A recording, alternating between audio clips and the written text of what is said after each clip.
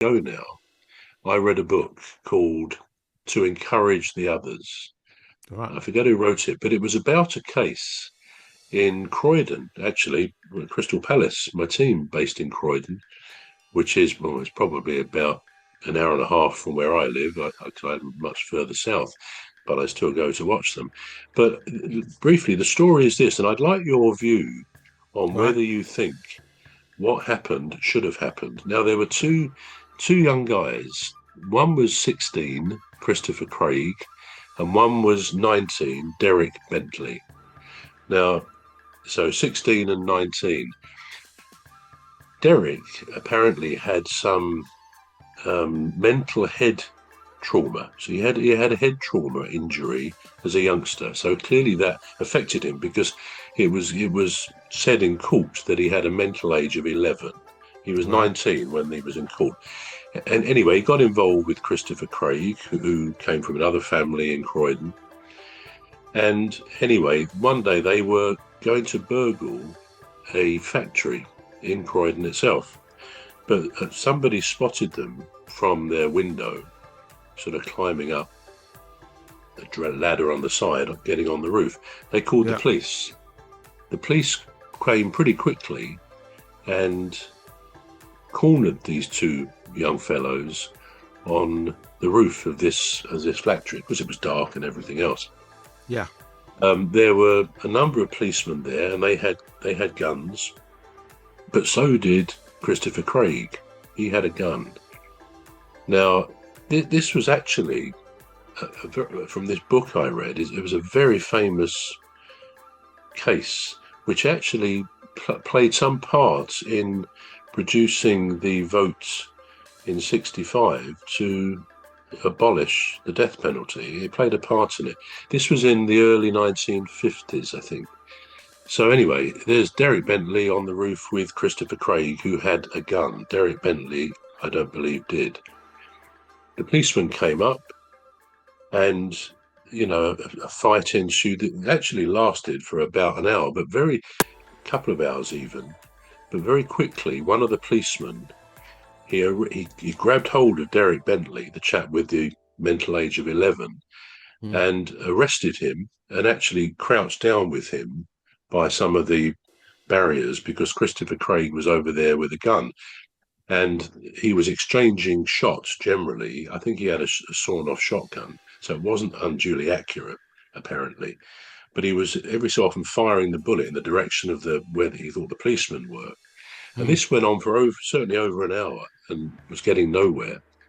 Anyway, at a given point, with these bullets flying about from time to time, as I say, Derek Bentley was under arrest with this policeman holding him.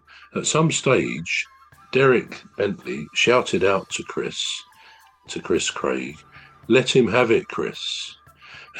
Now, this was in a way what eventually condemned Bentley because the jury, and it was a very short case, a 3-day case. They were both arrested. Well, no, let me tell you what happened. Sorry, I've gone a bit forward there. Let him have it, Chris. And shortly thereafter, another bullet rang out, and it hit a policeman, PC Sidney Miles, I think his name was, hit him in the head and killed him. Now, whether Craig had actually seen him and aimed, his barrister said, well, the gun wasn't accurate. He just was firing randomly, which may or may not have been the case. But nonetheless, poor Sidney Miles was dead. At the same time, Derek Bentley was still under arrest, being held by another policeman whose name I think was Fairfax, and he was under arrest. Anyway, so then they were arrested, obviously, taken into the police station, charged with murder, and under a legal.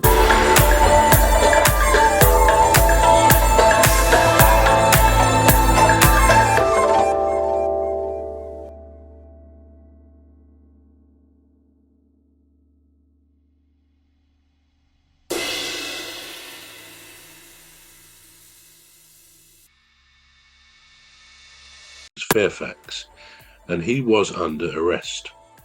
Anyway, so then they were arrested, obviously, taken into the police station, charged with murder, and under a legal application called joint enterprise, which I think still exists. Somebody can be convicted of murder even if they didn't actually pull the trigger, or in other words, they've got a conspiracy between them to commit a crime, which is what they were doing up there on the roof to burgle this factory. Yeah. It was a case that made a lot of headlines. And as I say, after 3 days and 12 hours of jury deliberation, which doesn't sound very long, they found them both guilty of murder. Now, Christopher Craig was 16, going on 17, so he was under 18. So he could not be hanged.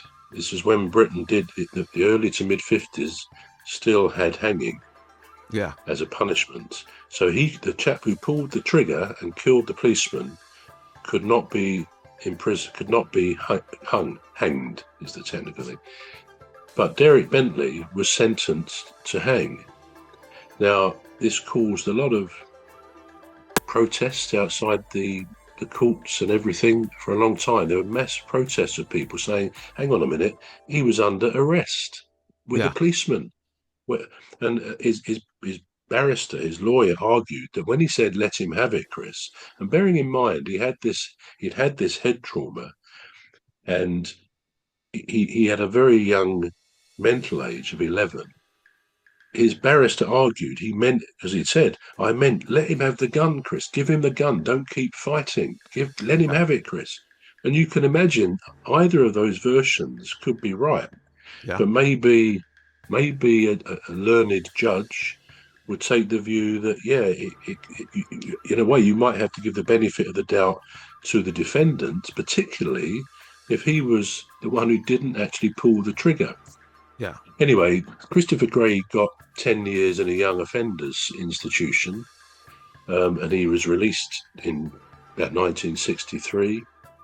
I don't know much about him. I just remember reading that he got married, had kids. I don't even know if he's still alive. If he is, he would be around 90, I would think. So he could be alive or not. Yeah. But he certainly lived quite a long time, I believe, after that. Whereas Bentley, despite all the protestations, lots of MPs signed things.